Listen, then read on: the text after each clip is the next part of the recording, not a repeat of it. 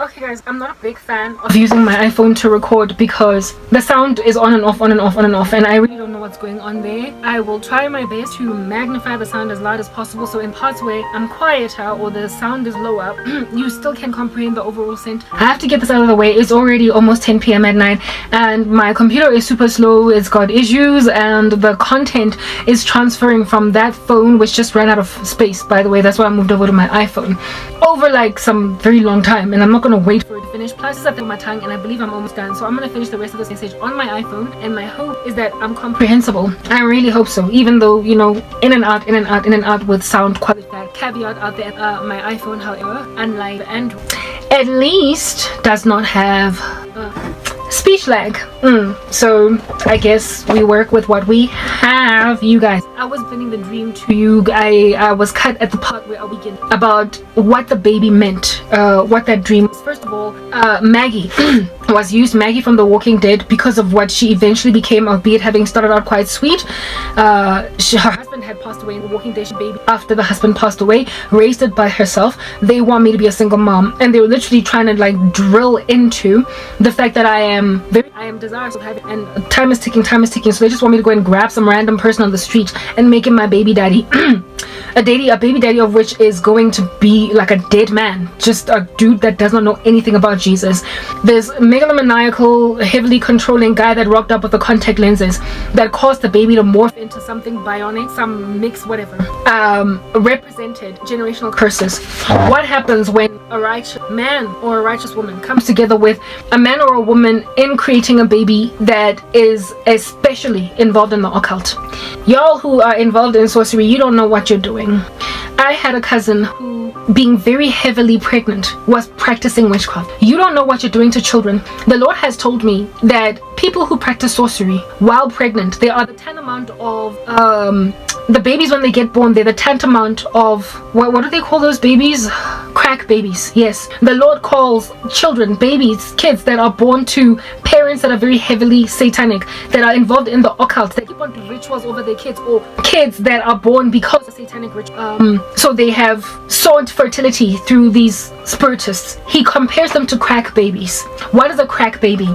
A crack baby is a baby who was born to a mother that was basically taking crack, and so the baby is born with either developmental issues or an addiction. When I was in primary school, there was this guy that came that had throat cancer. He was in remission throat. They had removed a portion of him and he had to use something in order to speak, and his voice came out very funny. He was there to warn us to not even start smoking, right? Because that's what smoking did to him. He had become a motivational speaker against smoking. In one of the stories that he covered, that to demotivate us as kids to even starting smoking, was of a baby whose mother was smoking all throughout pregnancy, and this baby, upon being born, was always crying, very colicky, having issues, until one day the baby started eating ashes from an ashtray. Basically the baby was born addicted. They had to create cigarettes for this baby to regulate her, and she grew up smoking cigarettes. Essentially, she was addicted to cigarettes from birth.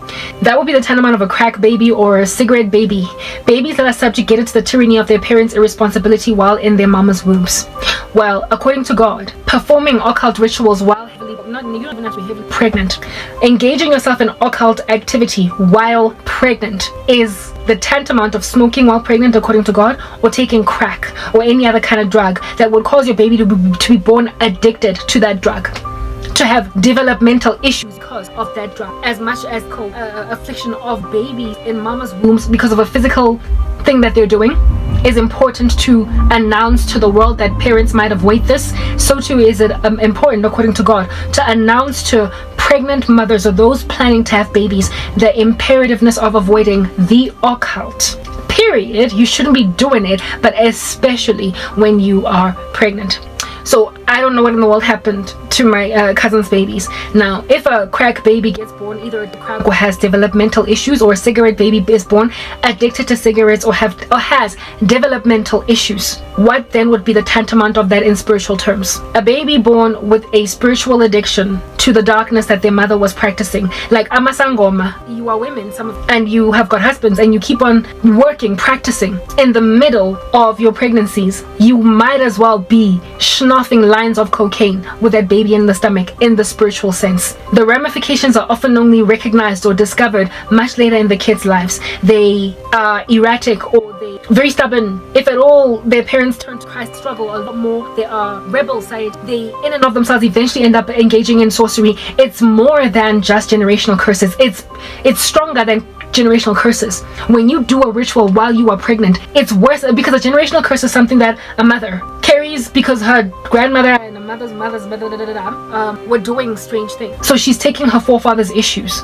But when you are doing a ritual in the middle of pregnancy, you are bringing even entities that are not in your generational line into this baby, because they're hovering around in the environment. Whatever it is that the witch doctor is spurring, conjuring up, the weakness of the fetus inside you is capitalized on, pounced on by the devil. Satan he adores babies, the innocence of babies. If he can take them young, he grabs them with might. Do you understand? If he can destroy them young, he grabs them with might. That's why he's coming up against kids, forcing them what is the word that I'm looking for, transition and what have you, before they can even make up their own minds. He is confusing the living daylights out of kids, because that is the future generation. If you can get to them young, because they're impressionable, it is highly unlikely that they're going to, or it's going to make it very difficult for them to do a better or a different thing in the future. Scar them young and easily calamitize the future society. So all of these extra demons in an environment like a sangoma's hut, guys, yes, amasangoma, they deal with so many spirits on the daily. They first of all deal with the spirits of their clients, the wicked spirits in their clients, and then they deal with the spirits that are just drawn to the satanic environment, whether or not they see them. And then there are other spirits that people come with for them to deal with, and sometimes these spirits land in an environment and feel like this one is a lot more habitable for me to be in. I'm not going, I'm not leaving. So they let the person go, but the spirit stays. So you don't know, when you enter into the premises of Isangoma, what entities are hovering around there and in what numbers. You can literally get a legion coming into the belly of a woman, entering the baby, even though they have left the mother alone. They don't care for the mother, they want the kid, to basically chart the course of the destiny of this child's life before it can even say, I want to be a teacher, I want to be a doctor, I want to be an athlete. They decide a destiny that, and what opens a door for them to enter in is when the mother allows this ritual to commence. So you can't just walk past, like, you know, in downtown Joburg there's a lot of these sangoma premises. You can't just walk past one such premise innocently as a pregnant woman about to go and take a taxi at Bree taxi rank, and then have these demons come into your child. You have got to be parting willingly in a ritual. There are rules. Demons can't just do what they want. The Lord has given them specific instructions as to how to operate with the human race. Metaphysical entities are not allowed to enter into our space unless we conjure them up. Like, for instance, if we're using a Ouija board, then on that day we're inviting them and we're killing ourselves and shooting ourselves in the foot. So a passerby cannot just get demon possessed because demons are operating in a particular environment. They might feel a cold shiver, but that's it, right? However, a mother that is basically giving permissions, the Lord has given us a dominion over the animals, and as men and women who have children, he initially gives us headship over these kids. We get to make decisions on their behalf. The headship of your husband is spiritual. The headship of parents over kids is spiritual. So therefore, when you sign a consent form to basically deal with entities while you are with child, you might as well be giving spiritual authority to the devil over your baby. Yo, guys, Yazzie. God have mercy. Anyway, whatever. Right, so in this dream, right, this baby that was morphing like this, the Lord was showing me what would happen when you as a believer allow yourself first and foremost to get unequally yoked with an unbeliever. What also happens when you have sex outside of marriage. The covenant of marriage is heavily protective of babies that get born in that space, and even the couples each. It's almost as if though God's shielding hand over the honesty of this union. You know, when they say make an honest out of me, an honest woman out of me, when women say that, they're basically saying a man has made out of me one that is under the shelter of God. And I don't know if you guys can pick it up, but when women are married, there is a shadow that automatically just rises over them because of the fact that they are now married. It's very different just dating, and I don't know why people who are dating think it's different. Think it's the same thing. It's not. Like cohabitation, when you live with your husband in the same house, there is a lot more security in the future there than when you are busy living with your boyfriend. It's clear. You can feel it yourself. You don't even have to be super spiritual. It's tangible. I used to live with my ex-boyfriend. I know I felt out of place. I don't think that would be the same case with a married couple. Anyway, whatever. So the covenant that you make with God when you enter into marriage also protects the baby. But when you just like lay the baby prostrate before the devil by allowing unequal yoking, fornicating, and sex outside of marriage, there are so many other contracts that are entered into their spiritual that also put in harm's way the baby. The Lord literally used the word crack baby to describe kids that are created in compromised states because of the irresponsibility of the parents. I'm so grateful I never had a baby before coming to Christ, guys, because all of these things, now that I know them, make me realize just how irresponsible we can be in the interest of love, in the interest of I just want a baby. Why don't we just go and we produce human beings that we set up for failure before it, like literally it is over before it starts. Moving on right ahead. The grace of God is amazing though. These kids can be redeemed, but it tends to be harder. It is clear that an environment plays a massive role in whether or not a child will come to the Lord, guys. It literally makes a big, fat, chunky role, a huge role. First of all, godly parents make a massive impact in their children's life, and in their godliness, their example as they live it out in front of their kids, again, massive example. And not only that, the security of a healed family causes these kids to value family values that the society is starting to just disregard as important. And kids like those are in short supply these days because of all of the couples all across the planet that are busy cohabiting and having kids outside of wedlock. They are ripping away at the vision of marriage that's so predictive children. What does that mean for the future? Anyway, well, for the future of these kids. Anyway, so going back to the spiritual ramifications, what happened to this baby? The baby was born to a mom, right? That was very angry. So yeah, I told you Maggie's situation. This baby was given contact lenses. Why contact lenses? It's almost as if though something was shoved down this baby's throat by mere virtue of unequal yoking, to see the world differently from the way that it ought to see. So the baby was born naturally with blue eyes, could see through their own eyes, but this guy saw it fit, put another set of blue eyes on top of the baby, and it changed the baby. It's deception. It is a worm, a stealthy, pernicious entry into a person's life to tweak the gospel or tweak their understanding of the world, tweak how it is that they see, and make it look as if though no, it's still the same. The contact lenses were blue, the baby's eyes were blue, but as soon as the kid wore these unnecessary contact, the child became half breed of some sort.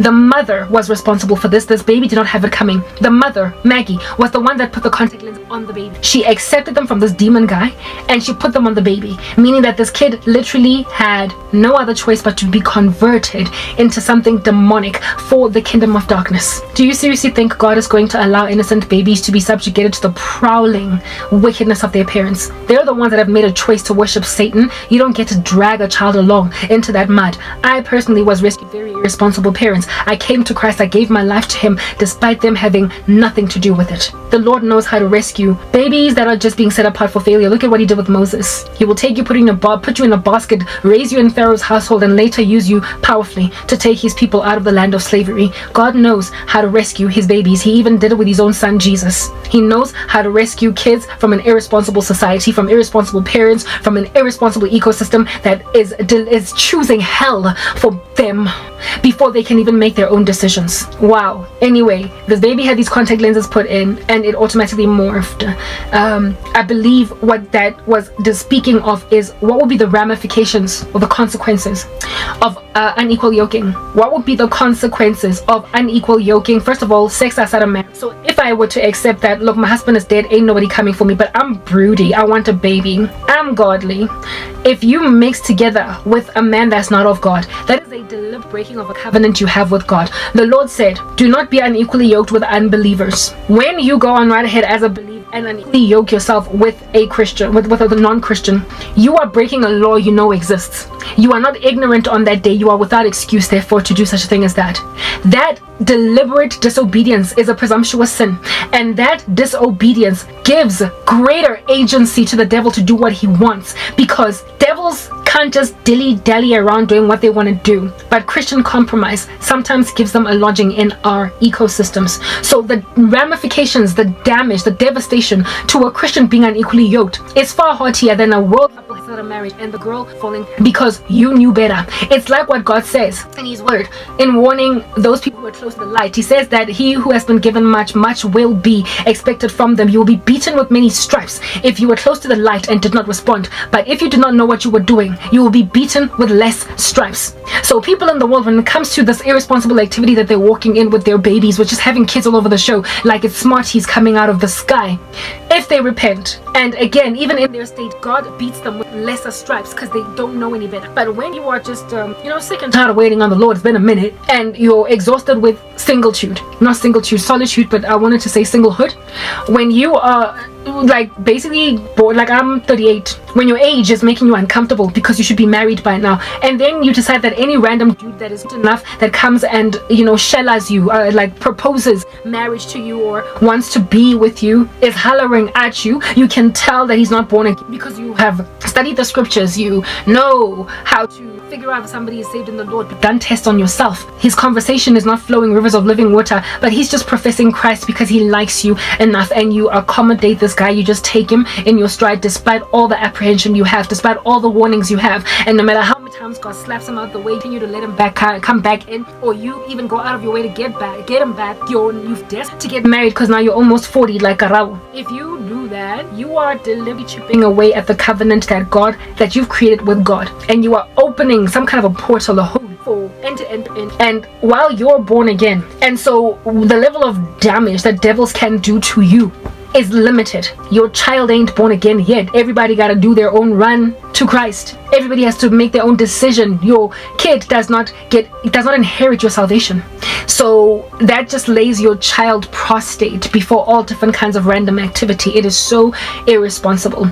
So if a true child of God decides to disregard God anyway and marries an unbeliever, yeah, your marriage is going to be tumultuous. There's going to be wars all over the show. You're going to hate the living daylights out of each other eventually. This guy is going to be used as an agent in the matrix against you. He will manifest demons that you have to keep on fighting. He might cheat on you. There's just so many things that are issuesome with marrying an unbeliever. But that's your war to fight, and you will fight it, and you will enter into heaven very exhausted as a either battered wife or just a really tired wife. But your child will inevitably grow up in the world, highly unlikely to take mother's faith. That is clear.